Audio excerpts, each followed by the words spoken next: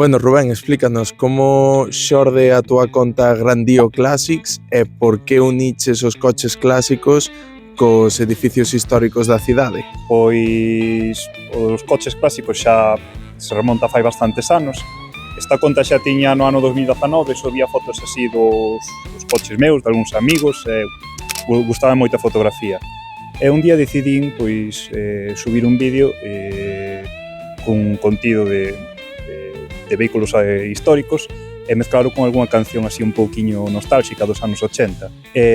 Resultou ser un éxito. Como me gustaba a raíz deso a música dos 80, decidín facer un vídeo diante da discoteca Valentino, rememorar un pouquiño como era naquele entonces. Entón, gravei un vídeo co meu Ford Fiesta e despois fixen unha recreación con inteligencia artificial. Tuvo moito éxito e decidín facelo con outros edificios históricos de Lugo como o Gran Teatro, o Sanatorio Pimentel e demais. E que supón para ti un pouco evocar a esa nostalgia e despertala nos veciños? Pois para min supón unha satisfacción ver que a xente lle alegra volver a ver as cousas que non vía desde fai moitos anos.